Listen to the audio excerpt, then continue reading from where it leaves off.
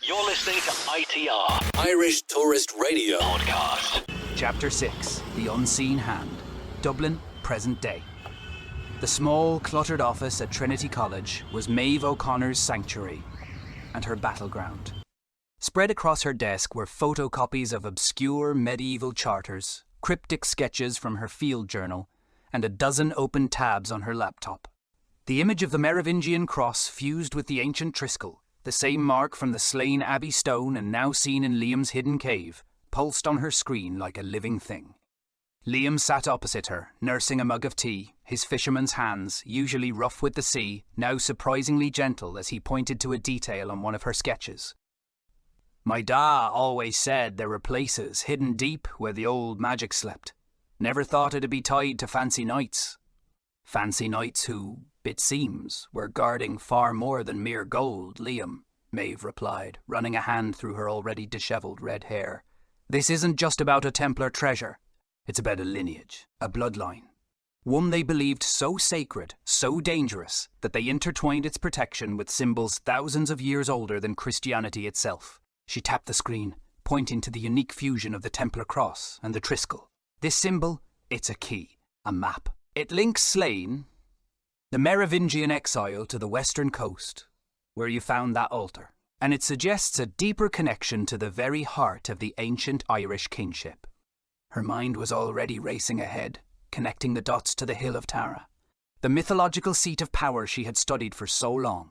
As they pored over the documents, unaware of the unseen eyes, a different scene unfolded across the city. In a quiet, unassuming building in the heart of Dublin, just blocks from the imposing walls of Dublin Castle, a place that had witnessed centuries of Irish history, including the infamous Templar trials of 1310, a man moved with a cold, precise efficiency. Father Thorne, a high-ranking cleric with the Vatican's secretive congregation for the doctrine of the faith, meticulously arranged a series of satellite images on a large monitor. His vestments were impeccable, his silver hair becal, neatly combed, and his face a mask of detached intellect.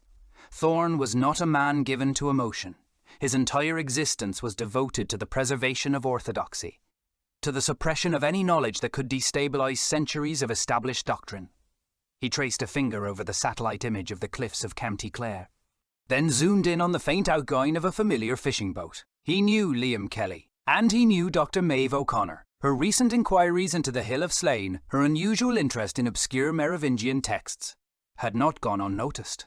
"They're getting too close," Thorne murmured, his voice a low, gravelly whisper. His gaze shifted to a framed, faded parchment on his desk, a chilling copy of a fragment from the 1310 Dublin Templar trial transcripts, specifically mentioning heretical adherence to ancient bloodlines, and a secret hidden in the Western Isle.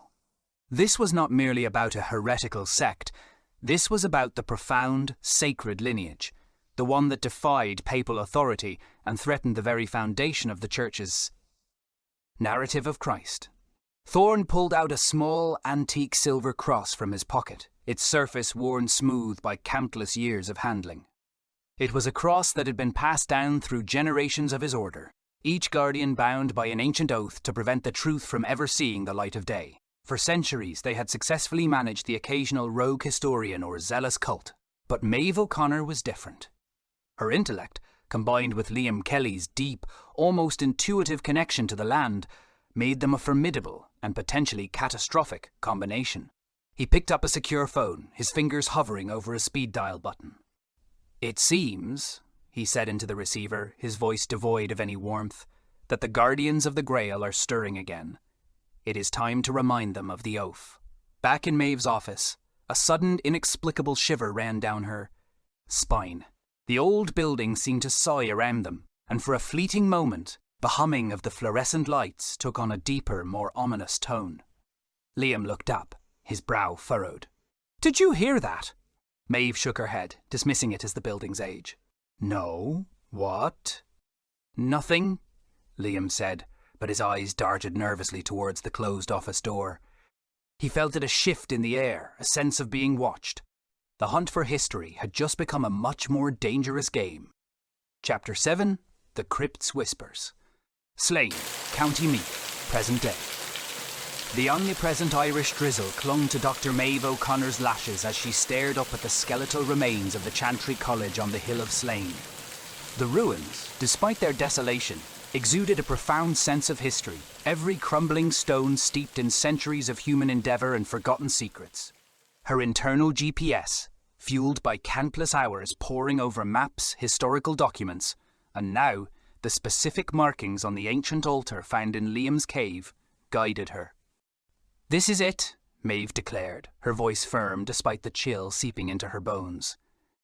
"The pattern on the altar, the 3-star symbol we saw at Newgrange, intertwined with a partial Templar cross.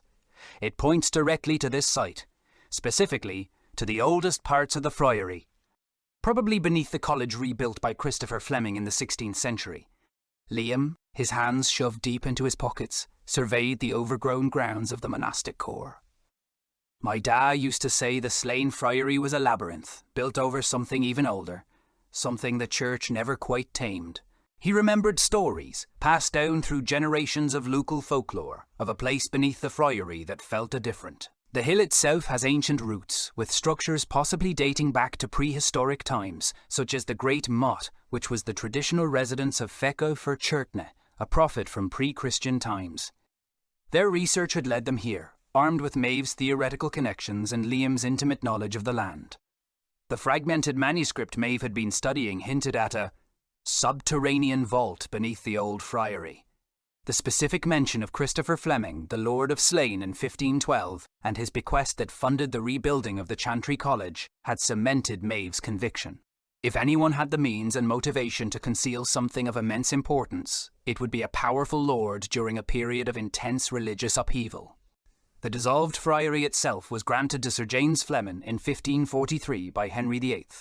They located a small, partially collapsed archway, barely visible beneath a tangle of ivy, near what Maeve identified as the remains of the South Range, which contained a 2-storey hall and refectory, also with fireplaces. It was a section that, according to her maps, dated back to the earliest structures of the monastic complex, perhaps even predating the 15th century Chantry College. "Careful, Liam," Maeve cautioned, as he began to clear away the debris. "These structures are delicate." "Delicate, aye," Liam grunted, prying at a particularly stubborn stone. "But built to last too. They wanted to keep something in, or something out." The air grew heavy with the scent of damp earth and ancient stone as they slowly uncovered a narrow descending passage. It was clearly man-made, crudely carved, and descending into the very bedrock of the hill. The Hill of Slane itself is believed to have been used for prehistoric rituals, and the motte, potentially built on a prehistoric mound, was surveyed in 2010. As they ventured deeper, the passage opened into a small, dry crypt. The air here was strangely still, as if time itself had come to a standstill. Along one wall, carved into the stone, was a series of symbols. Not the obvious Templar cross, but more subtle, almost hidden within decorative flourishes. A lion rampant, an eagle, and 3 intertwined rings. Maeve recognised them instantly from her research into the Merovingian legends and the symbols associated with the Grail bloodline. This confirmed her deepest suspicions, but the true revelation lay in a shallow alcove at the far end of the crypt. There, encased in a simple wooden box, lay a collection of rolled parchment scrolls, brittle with age. One, larger than the rest, was sealed with a wax impression bearing a familiar, yet unexpected, crest. Maeve carefully unrolled the largest scroll, the faint, faded ink practically a ghost on the parchment. Her eyes widened. It was a formal letter, dated 1315, penned by an unmistakable hand. "Liam," she whispered, her voice barely a breath. This is a letter from Robert the Bruce. Chapter 8, The Pilgrim King. Slane, County Meath, 1315. The Irish winter of 1315 was a biting beast, yet the cold was secondary to the chilling winds of political upheaval that swept across the British Isles.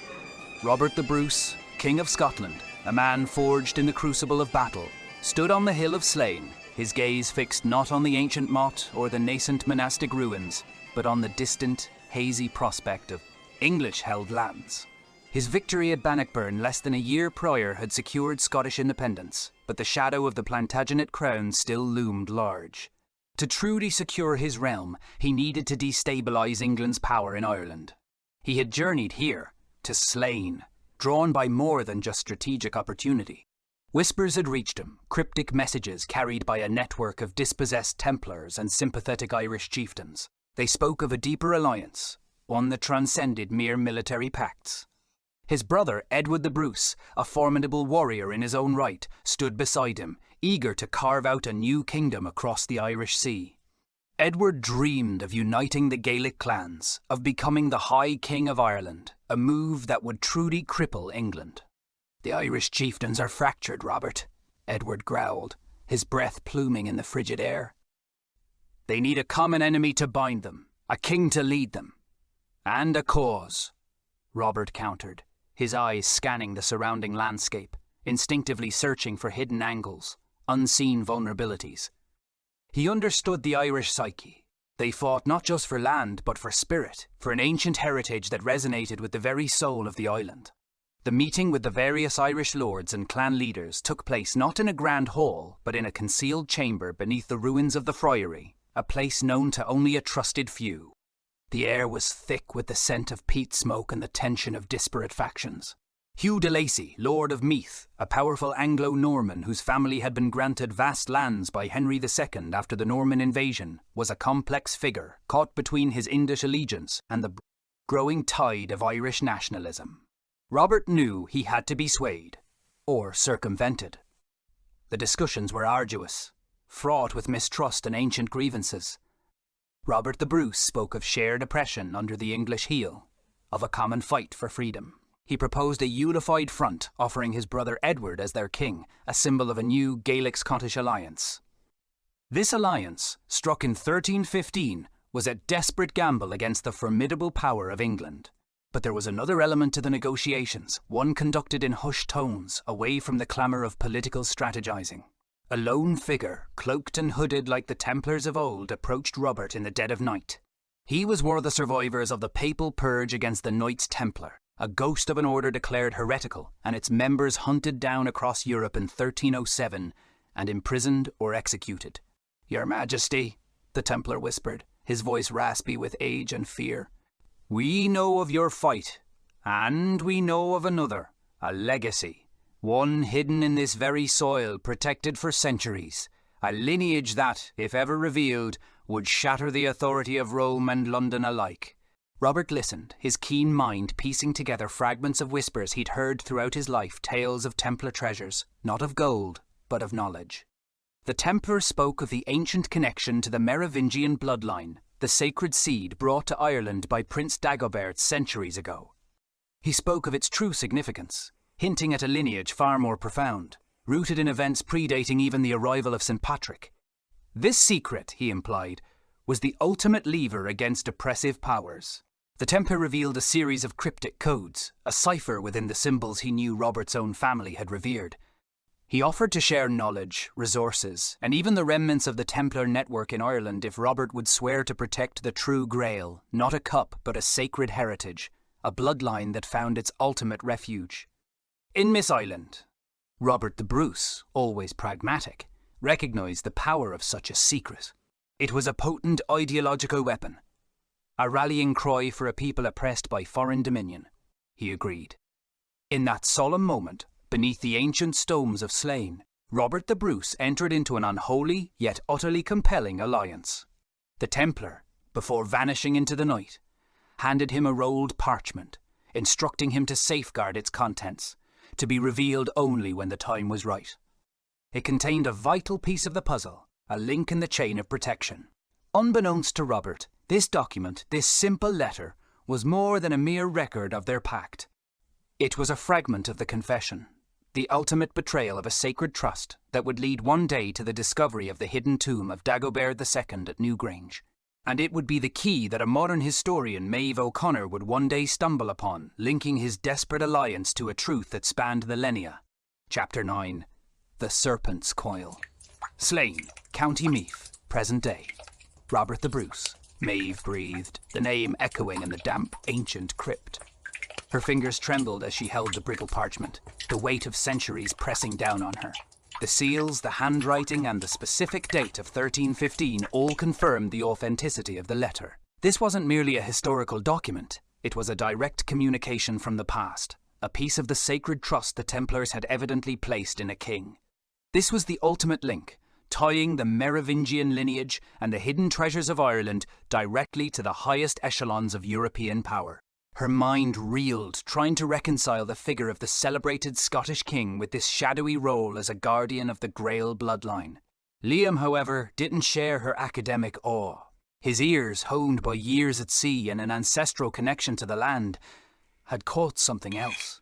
A faint, almost imperceptible scrape from above, where they had entered the crypt. It was the sound of metal on stone, precise and deliberate, not the random shift of the old ruins. "Did you hear that?" Liam's voice was low, his head cocked, eyes narrowed, scanning the shadowed, rough-hewn ceiling of their hidden chamber. Maeve, still absorbed in the parchment, initially dismissed it.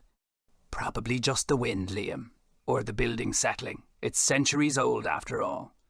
But Liam shook his head, his face grim. That wasn't the wind. That was careful. He moved silently towards the narrow ascending passage they had uncovered, his hand instinctively reaching for the heavy crowbar he'd used to dislodge the debris. "Someone's up there, and they're trying to be quiet." A chill, colder than the crypt's damp air, snaked down Maeve's spine. The memory of Father Thorne, his cold, assessing gaze, flashed through her mind. The sense of being watched, a subtle unease that had shadowed her in Dublin, now solidified into a tangible threat. They hadn't just found a historical document, they had tripped an alarm. Above them, the faint scraping sound intensified, followed by a soft, rhythmic thump-thump-thump-thump. It sounded like something heavy being dragged, slowly, purposefully, across the floor. Then, a low, mechanical hum began to vibrate through the very stone of the crypt, growing steadily louder.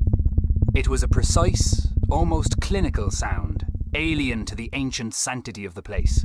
It wasn't the sound of casual trespassers, but of someone equipped, prepared, and very much hunting. "They know we're here," Maeve whispered, the blood draining from her face. She looked down at Robert the Bruce's letter, suddenly acutely aware of its explosive power and the danger it now represented. They must have followed us from Dublin. Or they were already here, waiting. The hum intensified, filling the crypt with a low, oppressive thrum. It sounded like heavy machinery, perhaps even drilling equipment. The air itself began to feel charged, almost electric. Liam swore under his breath, gripping the crowbar. "Sounds like they're trying to seal us in, or break something open, and they don't care if we're inside." The truth landed with the force of a blow. Father Thorne's organization wasn't just observing. They were here, now, and they were willing to go to extreme lengths to retrieve whatever Maeve and Liam had found, or to ensure it remained buried forever. The search for ancient history had become a desperate race for survival. The jarring thud echoed through the crypt, a sound that resonated not with ancient stone, but with modern, ominous intent. It was followed by a distinct grinding noise, the unmistakable groan of powerful machinery. The air, already thick with the scent of damper, now carried a faint, acrid tang, like stressed metal. "They're sealing the entrance," Liam growled, his voice tight with a sudden fierce urgency. He lunged back towards the narrow passage, crowbar gripped like a weapon. "Or they're trying to collapse it." Maeve scrambled to her feet, clutching Robert the Bruce's letter and the precious crystal sphere from Newgrange against her chest. Her heart hammered against her ribs, a frantic drum against the sudden, suffocating realization of their predicament. They weren't merely being observed, they were trapped. "Why?" she whispered, her gaze sweeping the rough-hewn walls, desperately searching for any alternative. "Why seal us in? Unless—" A new sound cut through the grinding, the crunch of heavy, purposeful footsteps directly above the passage. They weren't subtle. They sounded like a team, well-equipped, moving into position. A harsh, clipped voice, unmistakably English, echoed faintly down the shaft. "Dr. O'Connor, your cooperation would be appreciated. We know what you possess." The voice, while calm, carried an undeniable undertone of ruthless authority. It was Father Thorne. His casual tone, despite the dire situation, was chilling. Liam whirled, his eyes darting around the small chamber, then to Maeve. "Thorne," he spat. "They're not just sealing it, they're trying to get in here, or get us out, by force." The grinding noise above them intensified, accompanied by sharp cracks and the trickle of loose earth. Dust began to drift down from the ceiling of the passage. It wasn't about collapsing the entrance to keep Maeve and Liam in.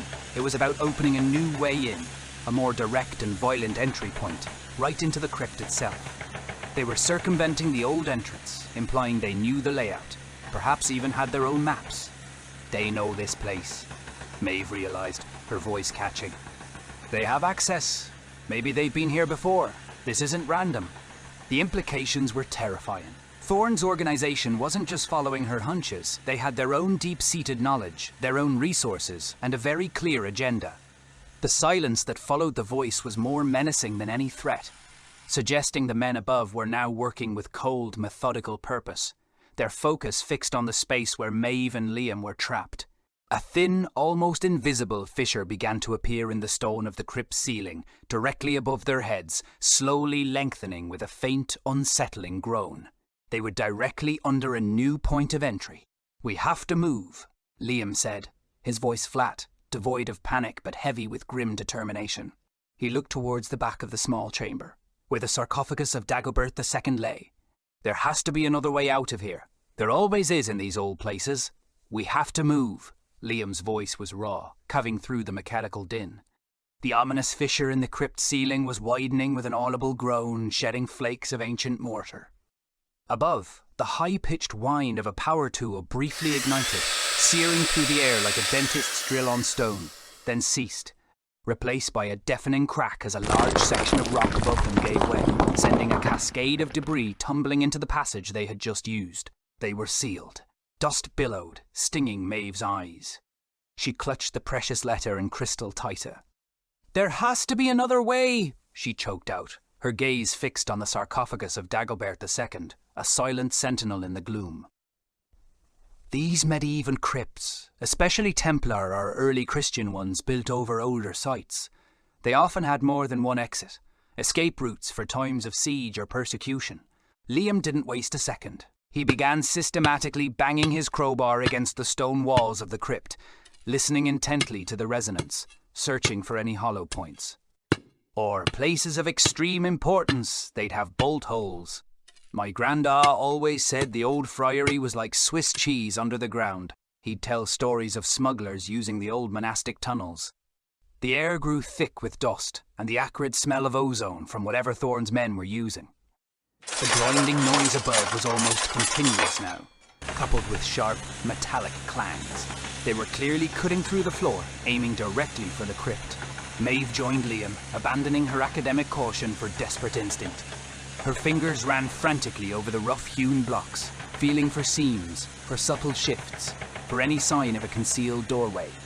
Her mind raced through architectural history, recalling the hidden passages in French chateaux, the priest holes in English manors. This crypt wasn't about ostentatious display, it was about safeguarding secrets. Her hands brushed against the side of Dagobert's sarcophagus, then moved to the wall directly behind it. The stone here felt different, smoother, more precise. Her fingers traced a faint, almost invisible seam in the rock, obscured by centuries of grime. It was too perfect, too straight to be natural. "Liam! Here!" she yelled over the clamour, pointing to the seam. "Behind the sarcophagus. It feels cut." Liam dropped to his knees, his flashlight beam raking across the section Maeve indicated. Indeed, a faint, almost imperceptible line ran vertically up the wall, then horizontally across, forming the outline of a rectangular opening. It was masterfully camouflaged, designed to look like part of the natural rock face. "A counterweight system?" Liam murmured, his eyes narrowing as he felt on the bottom edge. "Or a lever?" He pushed, pulled and pressed at various points along the seam, his muscles straining. Above them, the grinding intensified, punctuated by a deafening thud that shook the entire crypt. A shower of dust, mixed with larger pebbles, rained down. A sliver of light, harsh and artificial, pierced through a newly created gap in the ceiling above them. They could hear voices, closer now, Their words muffled, but their intent clear. They were about to breach. Liam's hand brushed against a small, almost imperceptible recess near the floor, tucked just behind the base of the sarcophagus. He pushed. A low, grinding groan, far older and heavier than Thorne's machinery, emanated from deep within the stone.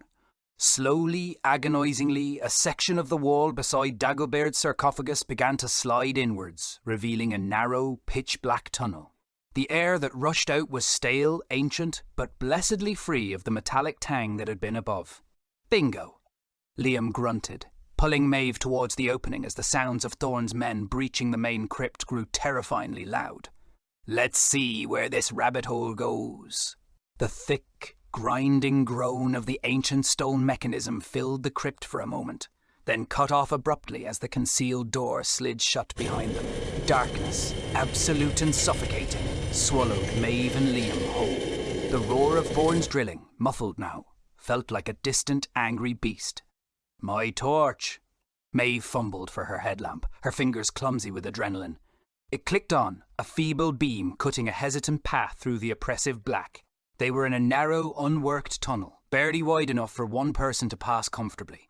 The air was stale, heavy with the scent of damp earth and something else, a faint metallic tang that hinted at unseen mineral deposits deep within the Hill of Slane. This way, Liam urged, already pushing forward.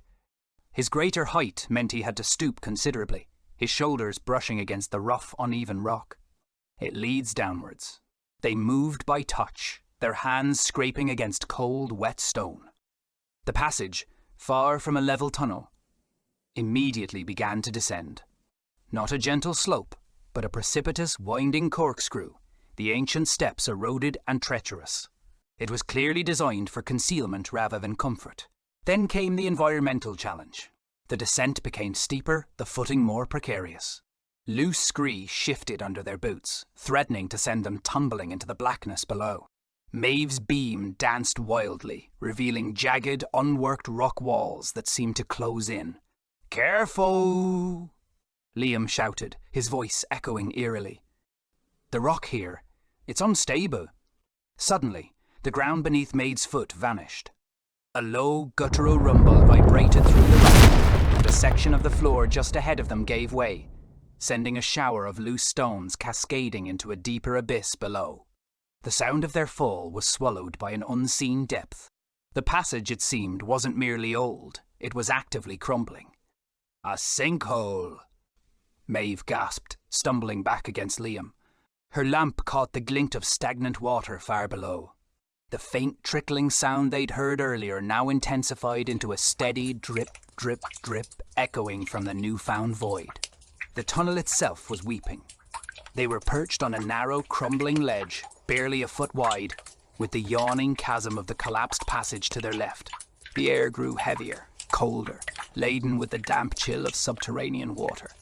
The path ahead was now a treacherous knife edge, clinging to the side of a massive ancient fault line that had been cleverly concealed. The hill's geological secrets were now their deadly obstacle. Above them, muffled but insistent, they could still hear the furious sounds of Thorne's men. Closer than before, their heavy drilling indicated that they too were bypassing the collapsed entry point, finding their own way in.